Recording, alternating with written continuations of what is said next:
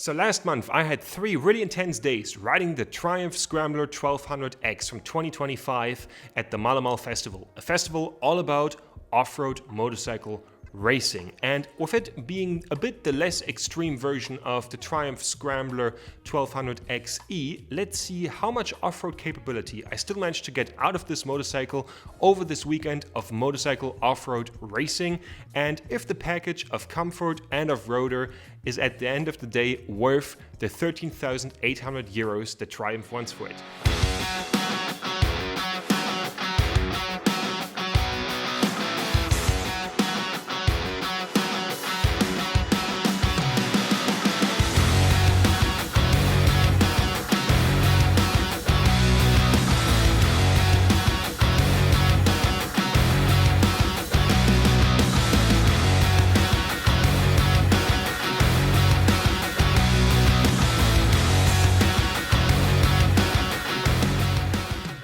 So my first impression of the Triumph Scrambler 1200X when standing in front of it and swinging a leg over it for the very first time was this is a big motorcycle, and for it being a scrambler with its 820 millimeter seat height, it's really approachable basically for everyone. Most people should be able to flatfoot this bike, which is with a scrambler makes it a lot more approachable. However, it ends up having more of a cruiser feel. It's really comfortable, and this cruiser feel is of course also supported by it having a 270-degree crank for its liquid-cooled parallel twin, having 1200 cc, and when you then twist the throttle and release the 90 horses and 110 newton meters of torque, that feel also can be very similar to riding a cruiser. With it being really comfortable and feeling like a cruiser, it doesn't look like it, because the bike has in typical Triumph fashion, the design of the 1960s and looks like an off-road machine from that time, with a bash plate, then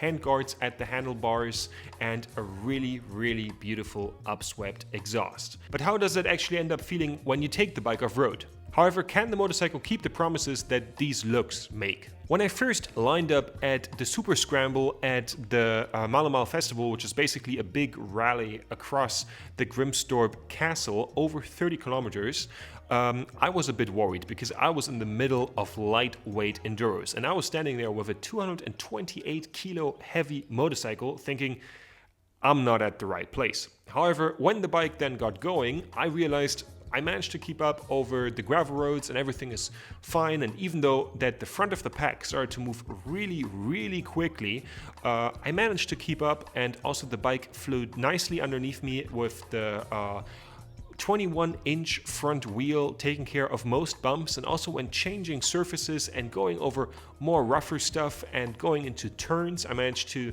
keep up with the enduros in the turns, and we had a really rapid pace. And then standing on top of the motorcycle and riding the bike standing up with the handlebars felt really good, and I was genuinely surprised that a bike that feels this comfortable when you sit on it and are just like slowly riding around on it can keep up at a rally pace with enduros. That was genuinely impressive.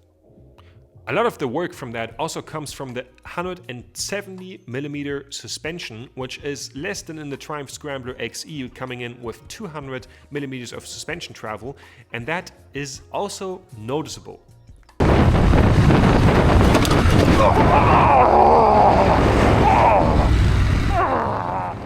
The clip you have just seen was a clip where there was a part of the track with some bumps that were not properly marked on the racetrack, and I hit that stuff full on and injured my spine. And that was genuinely not good. And a friend of mine rode the Triumph Scrambler 1200XE, and he noticed the bump, but he did not injure himself. So basically the pace you can take with this motorcycle is a bit limited by the lack of suspension. However, 170mm is still relatively decent. You can counter a lot of off-road terrain with that, and at the same time what you get for that is that the bike is more comfortable and more manageable in other situations like city riding, standing at a stoplight, all these types of things. Well, the Triumph Scrambler XE is so high that a lot of people who are not like really tall are going to genuinely struggle with the bike. Also, with it a bit being more low, it's really easily to manage in tight, nimble situations. So if you want this bike for city riding, it's most likely going to be fine going in between cars with this, because if you can ride elbow to elbow with enduros, lane splitting should be fine too, I guess. Going back to if this bike deserves the Scrambler name and how much of a Scrambler there is in the Triumph Scrambler 1200X, the bike comes with tubeless tires and spoked rims, which is really cool and nice for off-road rideability. However, there are also some drawbacks. For example, the bike comes with multiple rider modes, and one of the rider modes is the off-road mode. The off-road mode works actually really fine and is really nice to most part. However, I at the Malle Mile came into some trouble because on the second day it started to rain really badly and everything became really muddy, and this is where the problems come in, because the off-road mode of the bike is a mode that is still meant to protect the rider. That's what the people at Triumph told me, that the RPMs are limited to 5,000 RPM when the wheel is spinning, and I basically lost my advantage of having the big engine and needed to ride the difference out in the turns, and of course that was not possible, and I downed the bike. And that's not so nice that is not completely able to be switched off. And it is, however, at the Triumph Scrambler 1200XE. So, and also at the smaller 900 that does not have anything like that. And of course we then also get to the next small issue. The bike is pretty heavy. You don't notice this when riding the bike. However, when having to lift the bike up, and yes, I then just crashed the bike, had the bike on my foot and had a back injury already, but that's kind of how off-road riding and stuff like this goes, and I was not able to lift up the bike in the mud. And that's also because the bike feels relatively top heavy once you get into something slower off-road, which is fine and manageable to the most part.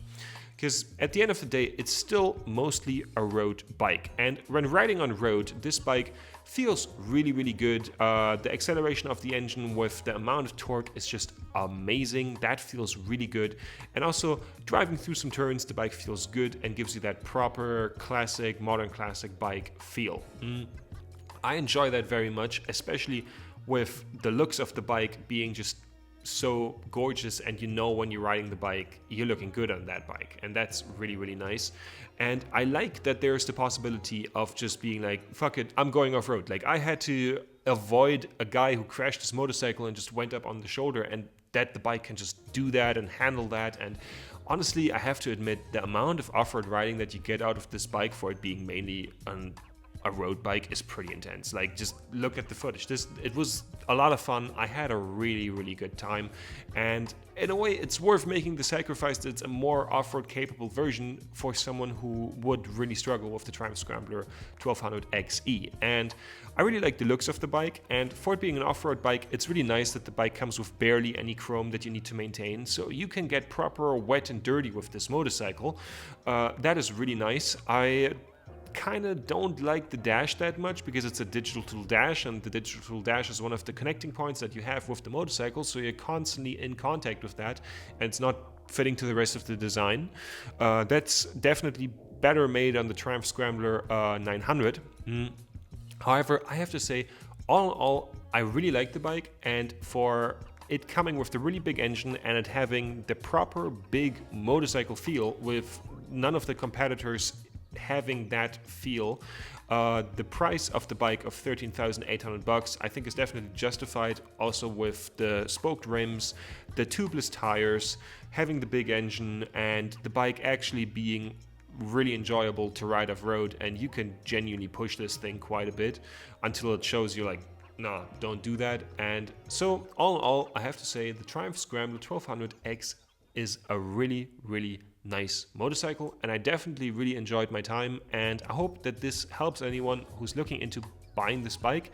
If you look for a bit more of a characterful alternative, the Triumph Scrambler 900 comes with a 5-gear transmission with a really different feel compared to this bike with its 6-gear transmission, and I have a full review on that bike as well on my channel. I'll link it after this video, and I hope you enjoyed it. Like and subscribe, and see you soon.